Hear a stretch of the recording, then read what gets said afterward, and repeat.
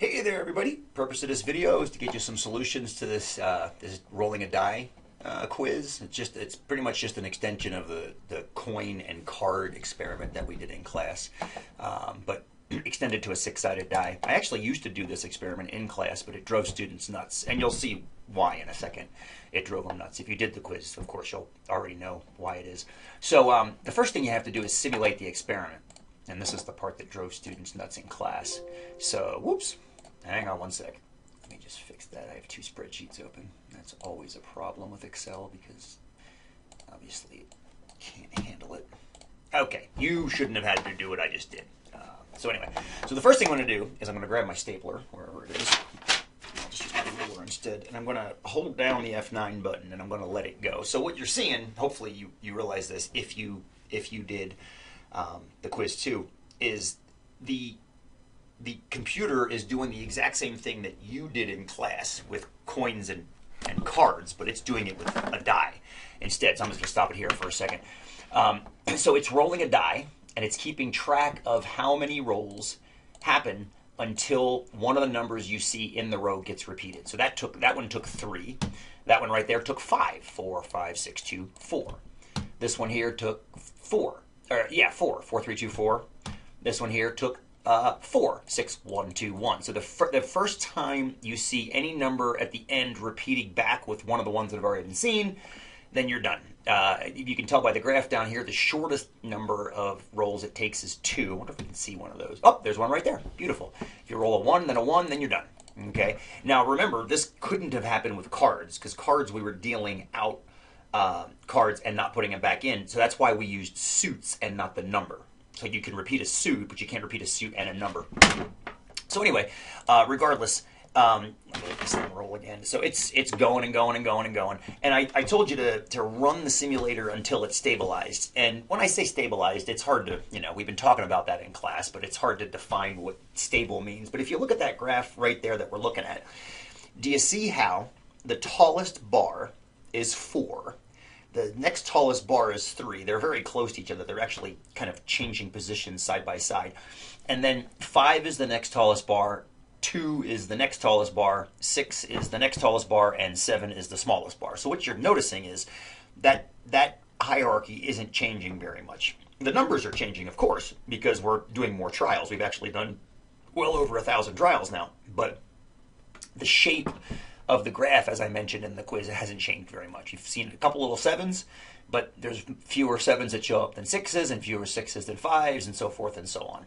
So I think we're probably in a pretty good place to stop right now, and we'll come back. We can randomize it more later if you want. So the first thing you have to do is take screenshots of that one and this one. I'm going to talk more about that one in a second after we do this one. To do the average, the way we did it in class using Excel is the way we have done it for the past, few weeks, which is using this tabular data, setting up this little column, and I gave you a little hint to use it by gridding it out here. That's going to be the number times the cumulative frequency. I just put a label there. You don't have to put that label there if you don't want to.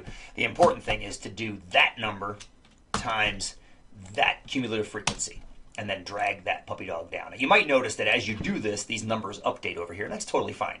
That's absolutely fine, because every time you re-randomize in Excel, anytime you type anything in Excel and press enter, it's going to re-randomize. So no big deal. You're just getting more data, which just makes your overall result better. Then we also need to do some sums. If you remember, we have to know how many times we did the experiment, and we also have to know how many total rolls.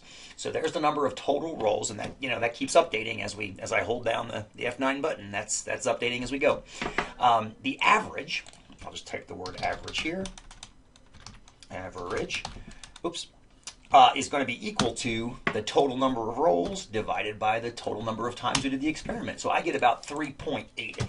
And here's the thing. If I hold down that F9 button and let it re-randomize, the average is not changing very far from that 3.8. Because even though the whole graph is changing the longer I hold it down, what's relevant is the fact that it's changing proportionally to how frequently each of those outcomes comes out. So you're getting more 2s than 7s, you're getting more 4s and 3s than everything else, and so forth and so on. So even though the total number is going up, so is the total number of rolls proportionally. So you end up with about 3.8 rolls on average. So just about, if you want to round it off to the nearest whole number, 4. It takes about 4 rolls on average until you're done. That means the first roll is different than the second on average, and both of those are different than the third on average, but then the fourth roll likely matches one of the first 3. So there's a 2 right there, there's a 3, there's a 6, there's a 3, there's a 3, there's a 5, and what happens is this ends up averaging to about 4. Cool. So that's your first experiment, was roll a die until something repeats. Roll a die until something repeats. This one over here on the next tab is it's the replication of the experiment that we did when you flipped the coins and kept dealing until, number 1, you saw both sides of the coin, or number 2, you saw all the suits show up. And they're both different experiments, because in the coin example, you're replacing the outcomes each time. But with a card example, it's different. It's a little trickier because you're dealing out the cards and not putting them back in each time, which is totally fine. This is the experiment that used to kill students in class, because you can see some of these numbers are extraordinarily large. It takes a very, very long time sometimes to get. This one took 12 rolls until we finally saw the 4. This one here took 23 rolls until that last 5 finally showed up, including 4 6s in a row. Kind of fun. This one took 11. This one took 11. That one took 13, 21. Theoretically speaking, the largest number that it might take is infinite.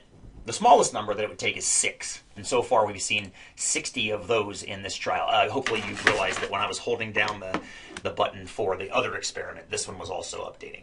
So, you do every once in a while have single-digit numbers of outcomes, like 6, 7, 8, 9. But you're definitely, and there's quite a few of them, but there's definitely an awful lot that's happening in the double-digit and mid to high double digits. More mid, less high, but still. Okay, so the idea is the average. So once again, we're gonna do the number times the cumulative frequency column. All right, it's exactly the same mathematics as we did with the other average, and exactly the same mathematics as we did in class. So there's all the total numbers of die rolls that have happened, and then we have to get the total number of experiments that we did, which was so far 3,821, and in that, or excuse me, 22 now, 3,822, we've rolled 55,768 dice. So on average, per experiment, we had to roll about 14.6. 14.6. Whoa, what just happened there? That's extraordinarily strange. It's including the average in the graph. So we're going to go ahead and we're going to click on this. That's weird. It's graphing the average. That's so strange. I don't know why it's doing that, but we're going to fix it. We're going to select the data. We're going to look at the data, and obviously it's looking down too far. It's looking down. Huh. Oh, cumulative. Here we go. Edit it. It's going down to 69. It should only be going to 68.